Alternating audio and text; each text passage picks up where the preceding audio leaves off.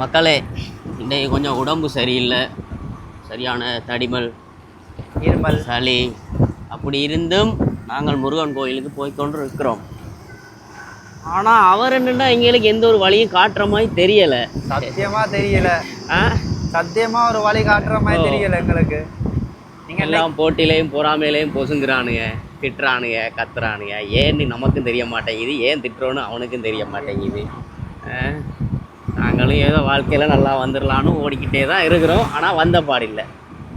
இனிமேல் நாங்களும் மற்ற யூடியூபர்ஸ் மாதிரி ப்ரொமோஷன் வேற என்னடா அடுத்தவனை திட்டுறது, மற்றது என்னது இப்படியா அப்படின்னு சொல்லி ஏதாச்சும் போட்டால் நீங்கள் வந்து நம்மளை பார்த்து கொஞ்சம் தூக்கி விடுவீங்கன்னு நினைக்கிறேன். அடுத்தவன் கஷ்டத்தை யூஸ் பண்ணலாம்னு நினைக்கிறோம்.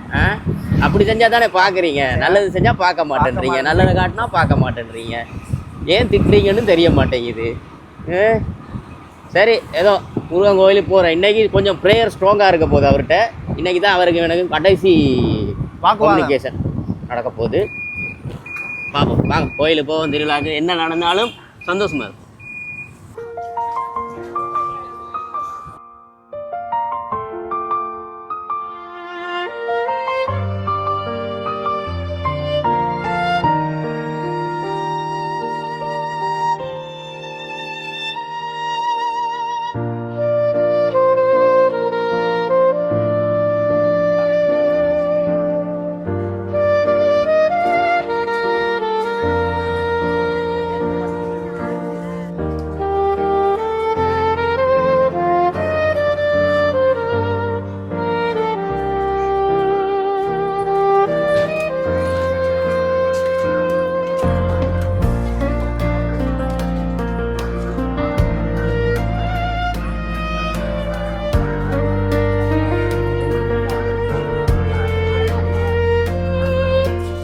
மக்களே, வழக்கம் போல் எங்கட செருப்பு வைக்கிற இடம் வந்துருச்சு.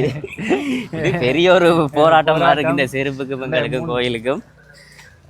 வழக்கம் போல தான், இங்கிட்ட ஒரு அரி, அங்கிட்ட ஒரு அரி, அந்த பக்கம் ஒரு அரி, இந்த பக்கம் ஒரு அந்த கோயிலெல்லாம் க்ளீன் பண்ணி தான் செருப்பு வைப்பார்.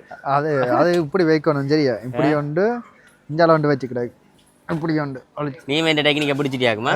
அப்படியே மாறி மாறி ஒழிச்சு வச்சுக்கிறேன். பாருங்கள் மக்களே, புது செருப்பு மக்களே. 5000 ரூபா.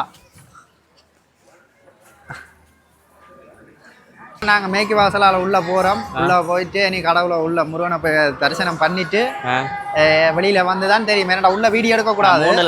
3 நாள் ஆச்சு, இன்னும் முருகனை பார்க்கலாம். முருகனை நாங்கள் இன்னும் உள்ளே கொண்டு போயிடுறாங்க வேலைக்கு. முருகனை நாங்கள் வர கொஞ்சம் லேட் ஆகுது. இன்றைக்காவது கொஞ்சம் உள்ள போய் தரிசனம் பண்ணிட்டு முருகனை. ஒரு பொம்பளை கல்ல இவர் கொஞ்சம் ஆள் கொஞ்சம் புலதான். இவர் எங்க வேண்டாலும் செருப்பாலே அடிக்கலாம். இவர் கிழமைக்கு 2 லவ் பண்ணிக்கிட்டு யாரு அப்படி பண்ணினவத்து கொள்ற திருந்திட்டு